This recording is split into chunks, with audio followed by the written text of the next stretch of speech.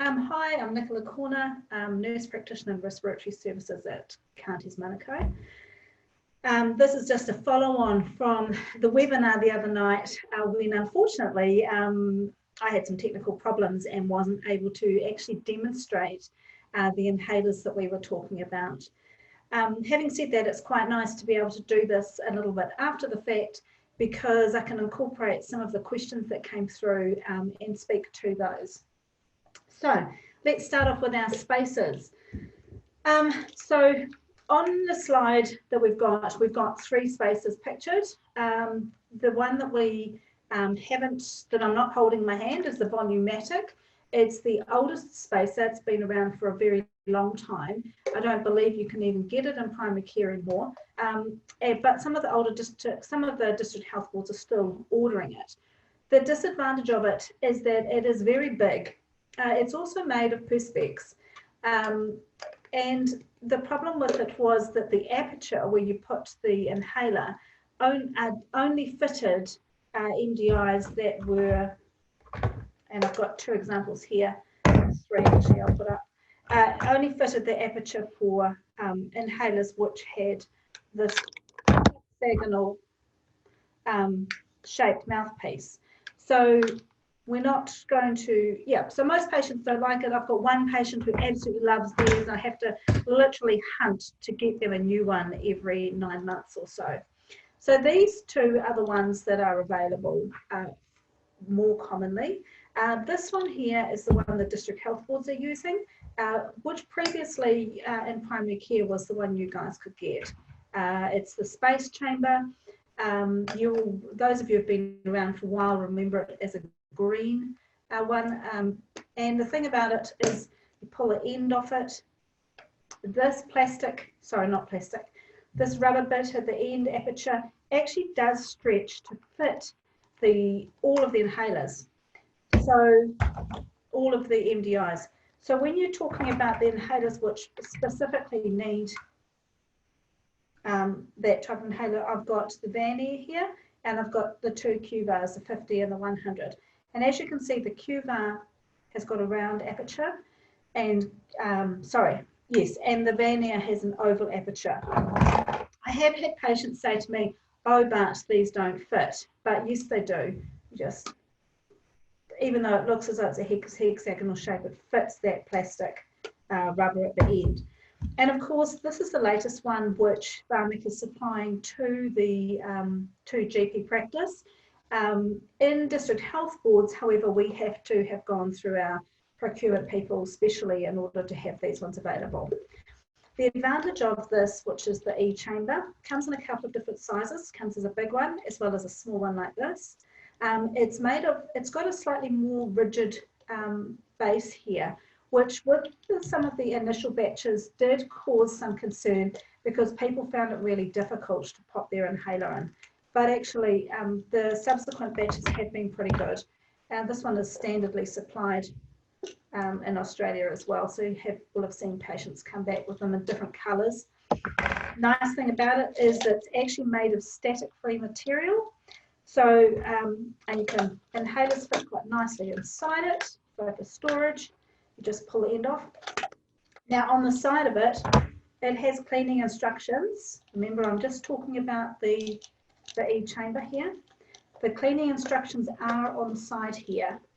And I made a comment that because this is made of static-free material, it doesn't need to be washed or cleaned in any particular way, just warm soapy water, and then you can just dry it off. But in actual fact, the instructions on the side still suggest that you air dry, and I believe the reason for that was to just simply standardise instructions and to reduce patient confusion.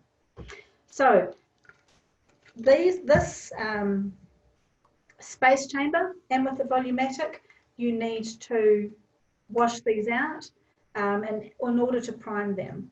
So I suggest to patients, put your thumb in and pull like that. Just eliminates those people who've got very poor grip, and it's using that gross motor coordination. So pull it off like that.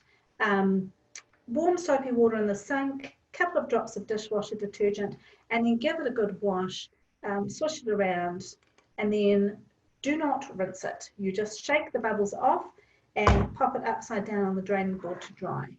So how often to do this? So I've got, this is a spacer I confiscated for one of my patients a few years ago.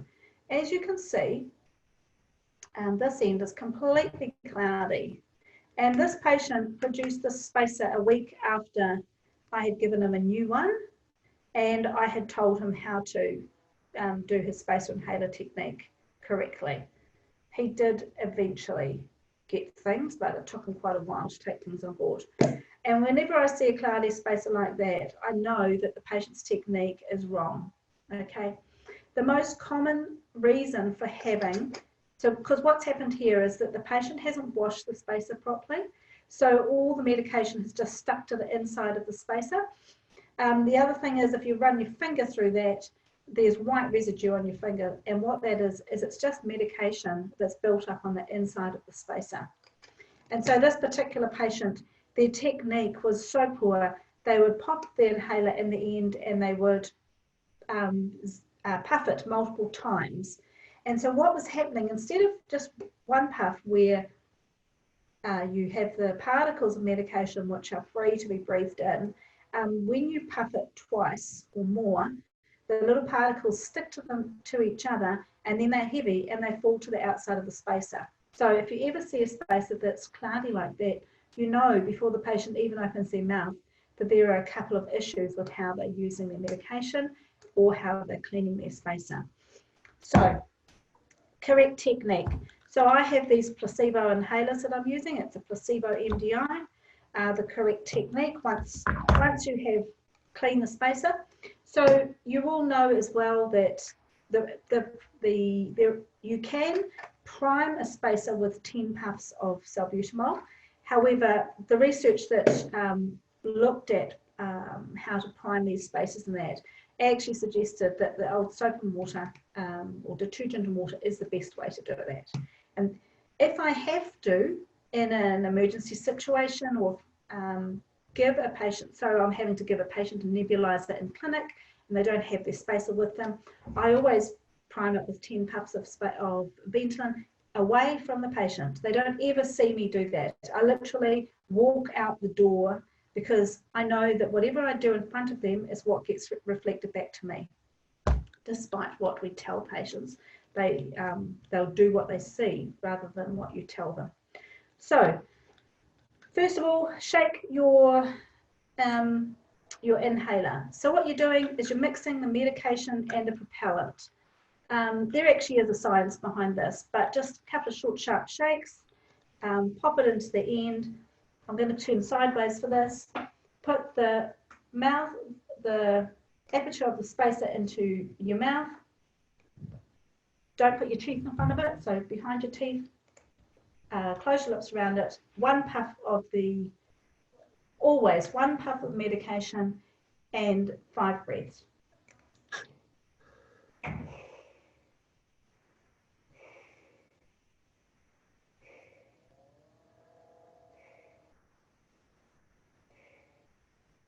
So that's 5 breaths. Each breath is just a normal tidal breath in and out with your mouth on the spacer. So I don't know if you can see this. So there is a little piece of rubber at the top here, and there's like a little butterfly valve in this one. And what happens when you breathe in and out is the little valve closes off, and then there's some little vents. And this one, they're at the top here, and this one, they're on the side here. And so when you breathe out, you're not rebreathing your own air. The air comes out the side of the spacer. And patients are often really concerned about whether they're rebreathing their own air. And it's something that if you simply address it as part of doing spacer inhaler assessment, then it just simply takes that question out of their mind. Yeah, and so you'll find patients doing things like breathing in with their mouth there and then pushing the air out the side or breathing it out their nose because they won't have addressed that question. So if you do that, that will just make life easier for everybody. So then that was one puff, and then you do exactly the same for your second puff. So you can shake it like that, and then one puff, 5 breaths in and out with the mouth on the spacer.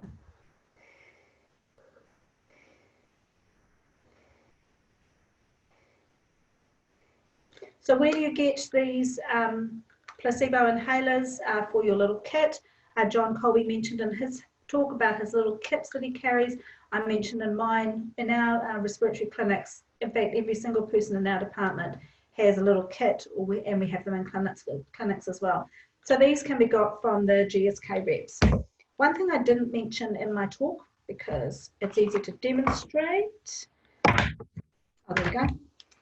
So you can get these things called Haleraids, okay, again from GSK. They come in 2 sizes, a 120 size, which is this one, and a 200 size, which is this one. They're 2 different sizes to fit different sizes of inhalers. So you can see that this Flexitide is a bit shorter than this Respigen. See, size-wise, they're shorter. That's why you have 2 different size Haleraids. And a Haleraid is brilliant for people who are who can't depress the inhaler like that. I usually suggest people sit it in their palm, and then they can either use their thumb to depress it, or their fingers if they've got enough strength in their fingers. But this eliminates the problem. What it is, turn it that way around, pop your inhaler just into the little clippy bit there, like that, snaps on, that comes down over the top, and then it just fits nicely onto your spacer. And when the patient needs to do one puff, all they do is they pull that towards themselves. So you can see from people who've got arthritis or any problems with grip control or strength. I've had some of my neuromuscular young people that have just found incredible freedom that they can now take their inhalers by themselves instead of having mum help them. And that's really important when you're 15 and 16. They just sort of pull their whole hand towards them like that, and it just puts some of that control back in their hands. So again, those can be ordered from GSK, and they're called Haleraids. Is the box again. We'll come out last. Haleraid. All right. I have made them fit almost all of the MDIs. Just while we're on MDIs, just remind you that the Rexair brand and the Flow Air. So the Rexair is the fluticasone salmeterol, which is Seretide. We'll have Seretide available. We won't have this Rexair brand one. And the fluticasone version of these will be replaced. Well, we'll carry on with the Flexitide instead, and that all happens from the 1st of September 2020. Okay, so let's move on to our Turbohalers. Turbohalers. Really important, talking about Turbohalers. John made a comment.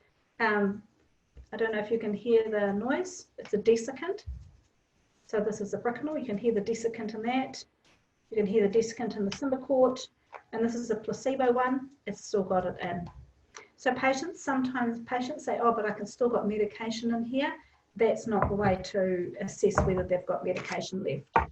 The better idea is to have a look at the dose counter, which is situated on the device. Okay, it's just in this position here. And when it starts getting down to red, you've got about 10 to go. It has a little countdown. And I suggest people just put a little app on their, or a little reminder on their calendars on their phones. So in my talk, I suggested that when people, that maybe a group that are disadvantaged by this are the group that can't hear that click. Someone said they can feel it. That may be true for some people, but not everyone is that sensitive. So just in terms of general managing things, I do tend to suggest that if people can't hear the click, that maybe this isn't the right device for them. Right, so Turbohaler should be stored covered. Please don't get your patients to store it in the bathroom, leave the lid off. Well, if they store in the bathroom, they need to make sure that it's covered. I have seen these get mouldy when you talk to people, they've left them in a steamy bathroom and then later on they've gone to put lids on and things like that. So unscrew the cap, turn it one on the base, turn, and then back until it clicks. That's when it's loaded. So it's load like a rocket, take like a plane. So we breathe out to empty our lungs, and then short, sharp, and in. All right. Needs about 30 litres lung deposition, although the research says some people need a bit more and some people can sit around the 30 litres. There did used to be a really good testing device on this, but they're no longer available, unfortunately. So that's one puff, and then a second puff. Again, turn back until it clicks. Breathe out. All right. If you've got a patient, if you're looking at assessing inhaler technique, if you've got a patient who takes it like this,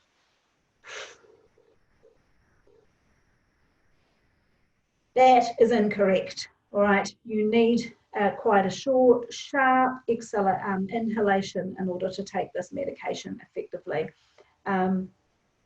Yes. So, Turbohaler. You can get these little things from AstraZeneca, which are just a little clamp. It's just a little clamp. It sits on the bottom of the Turbohaler, and it allows a person who may not have that good fine grip strength, it allows them just to rotate that base more easily. I don't have lots of patients who need these, but the people who do have them find them fantastic. Yeah.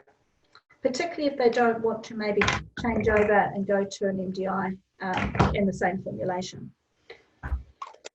Right, Turbohalers. Oh, and as I said, as John said, that desiccant, you can hear it. Let's go to our Ellipta devices. Okay, so here are our 3 Elliptas. We've got the Brio, we've got the Anora, which is the Lava Lama, and we've got the Increase, which is the Lama. This is your ICS Lava. I'm going to grab my generic one here. So one of the cool things about an Ellipta device is that it's got a little counter on the front. Okay, it has 30 doses per one of these. Now I did have a question, and someone said, what about the months when there's 31 days? Patients don't tend to take their medications by a calendar month. You have all of your these little Breezhalers, they all come in the 30 pack. You know, it's not really a problem because, yeah, it's not really a problem. So what's really cool about this is it's nice and big. Patients can see exactly how many doses they've got left. Okay, so it's counting down. It counts from 30 down. Sorry, that's my colleagues shouting out there. The way to load an Ellipta is it does have to pull that straight down. It does click, but it's also loaded when it's at its lowest point. And in order to take this, again, best technique is to breathe out first.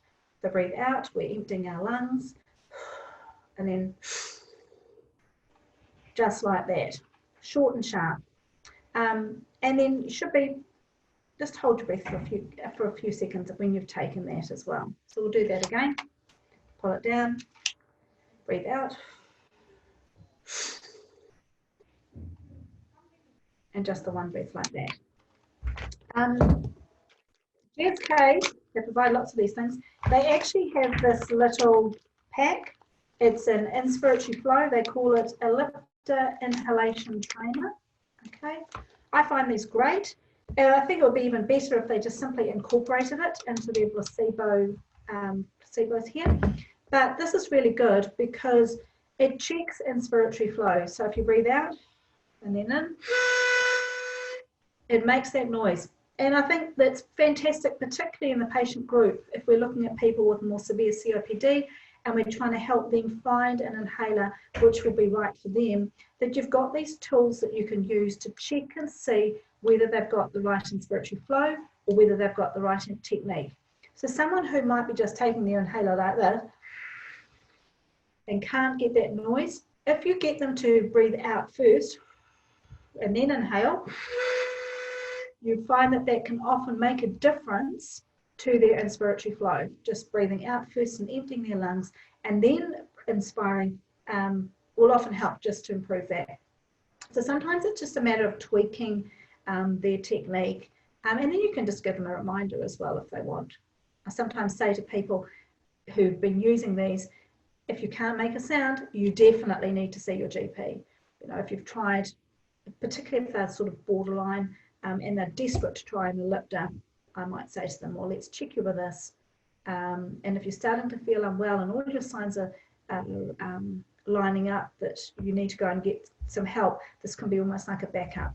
Because one of the things that we find with our dry powder inhalers is some people can't taste them at all. And so they're not clear whether they've actually taken the medication.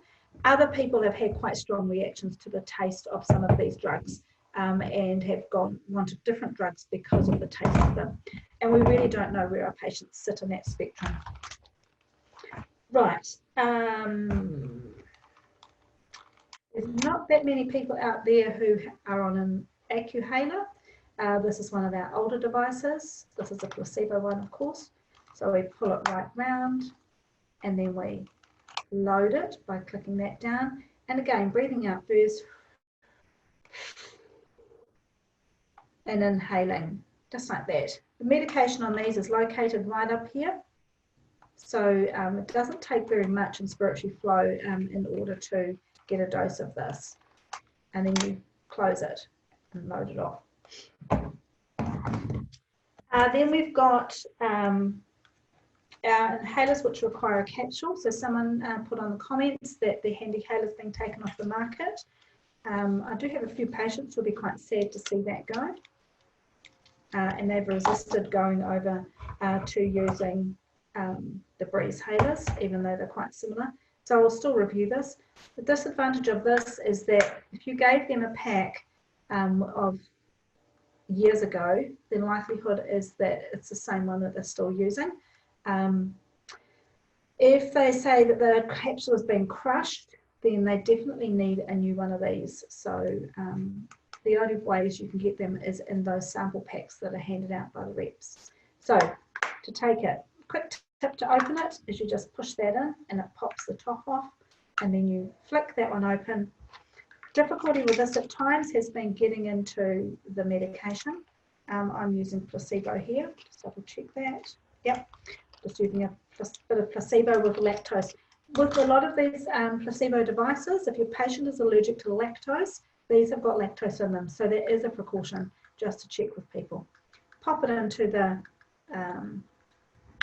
little chamber there, and then you can close it. Then you need to push a hole in it to puncture the capsule. I sometimes suggest to people that they just push it down using their gross motor skills, just push it down on the desk in order to do that. And then the advantage of this device is that they can take multiple breaths in. So as long as they don't breathe out into it, they need to make sure each time they breathe in that this is on their mouth, and when they breathe out that it's away from their mouth.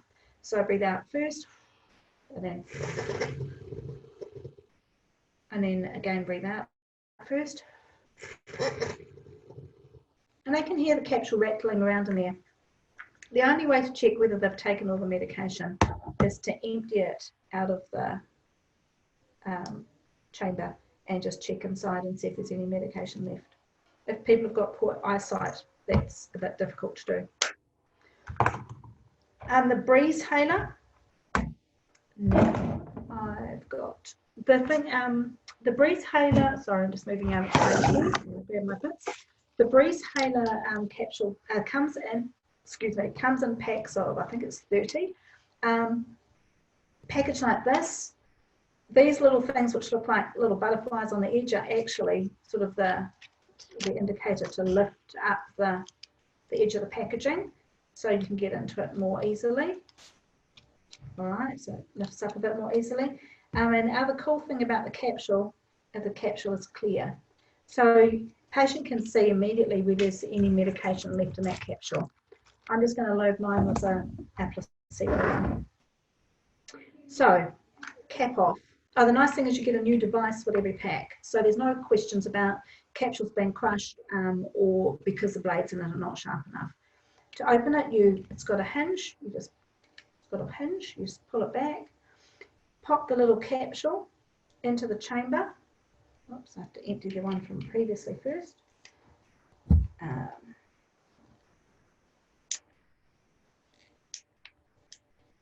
They're not usually so difficult to get out, but this one is a placebo one, which has got nothing in it, and it's just giving me a little bit of grief. Just use a different device. There we go.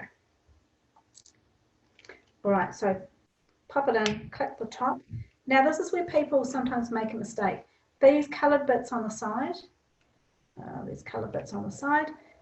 if you push them in, it punctures the capsule like that. So patients sometimes hold it like that and then go to inhale it.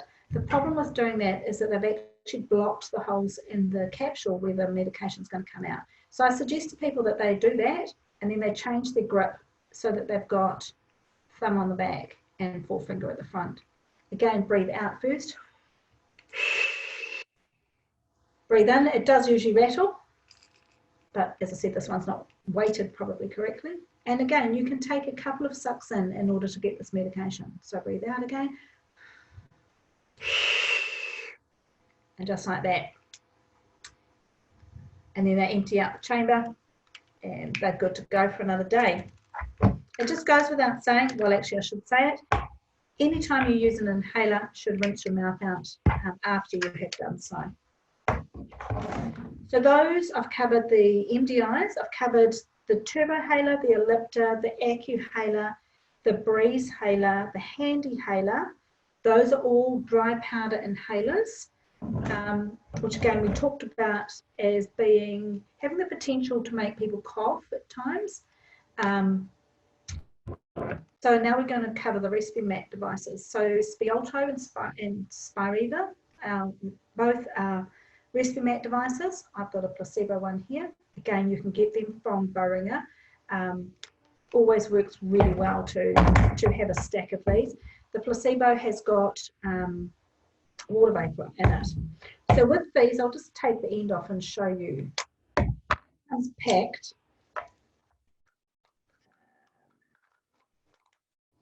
It comes as a canister and as a Respimat device. Okay, so with the canister, it needs to go into the device and at the top gets punctured.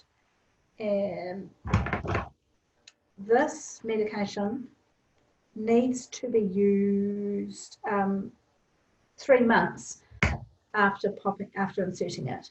So if you're going to the pharmacist and asking them to load the device for you, then those 3 that you're getting at the time, or 1 that you're getting at the time, does need to be used within 3 months.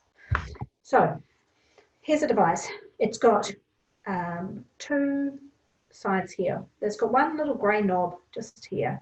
If you push that grey bit in, you can slide the bottom bit off it. And then there's a needle in here. So this canister just slides into this. Now, the best way to do it, I suggest to patients, put it on the table and push it down if you have to. It's quite hard to do. It needs quite a bit of force. And so just using that upper body strength to do that is a really good way of doing it. And then this cap goes back on the bottom. It only fits one way, okay? There's no other way you can put it on except just the one way to do it. When you look on the body of this device, it's got a counter on the side. So the counter starts at 120, which is in the green, and then as you take a dose, it moves up. And when it reaches up here to the red, it gets to 0.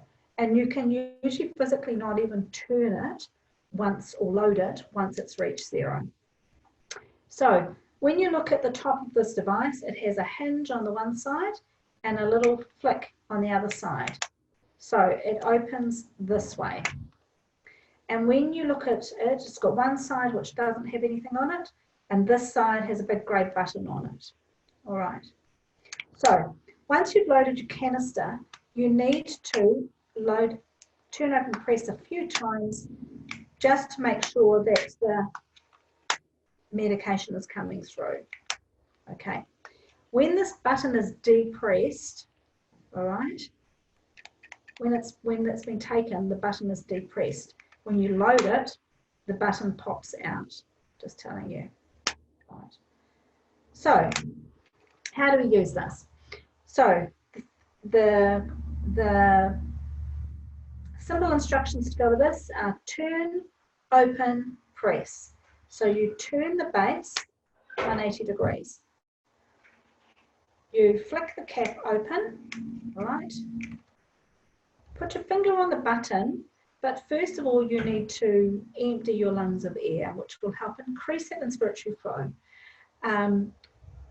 It will also help you. The other thing you have to do with this device is hold your breath for 10 seconds. So what I'm going to do is I'm going to breathe out, pop my mouth on here. As I start to breathe in, you press the button at the very start of that inspiration, and then you inhale fully, and then you hold your breath for 10 seconds. So let's demonstrate that. So we've turned, opened, breathe out.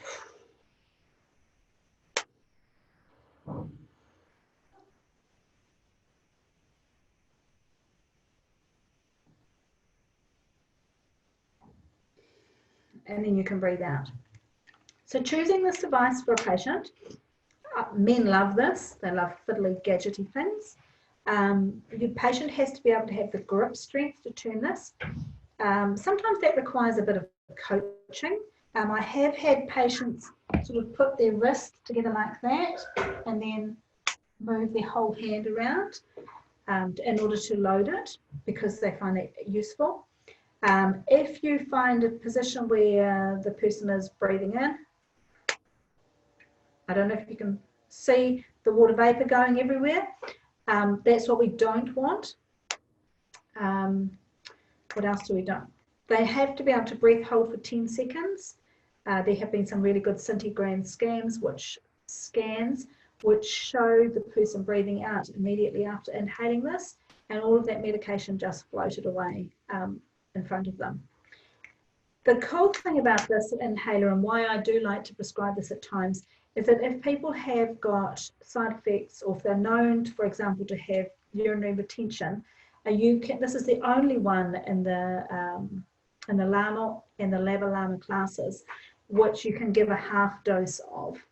Again, it's a once a day medication, but because you give this 2 pumps once a day, which is the dose of this, if a person does have some of those side effects and you're a little bit concerned that maybe this person this might make them worse, you can say to them, here, give this a go, just try taking it 1 puff once a day and see if that has an improvement, or whether it causes your symptoms to get worse, or whether it's fine. So that is the advantage over this one in that class. And that is that. As I said, with all of the inhalers, I suggest people rinse their mouths out after they've taken their inhalers. There is some evidence around which shows that breath holding after taking any of these devices is useful for a few seconds. Longevity of your spaces. If you see any of the rubber being perished, it needs to be replaced. Washing these out. When I was first in this role, we started, it was a month.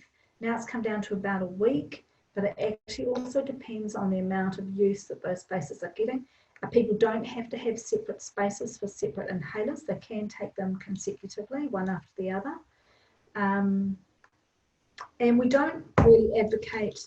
I had another question about whether when you had used an inhaler and in a spacer, whether the person's breath went back into the inhaler, or that it doesn't. But in this COVID environment, we don't suggest that you share inhalers anyway, or even in a normal environment. Although I do understand people who've got inhalers in like a sports kit bag or something like that. Spaces should always be single use only. And all of these ones where the patient's mouth is directly in contact with them, they should also be single inhaler use only. And preferably you are not using the same inhaler being shared among multiple people, although we do know what happens out there in the real world. Okay, so thank you very much. Thank you for paying attention to that, and yeah, I hope that you find that useful.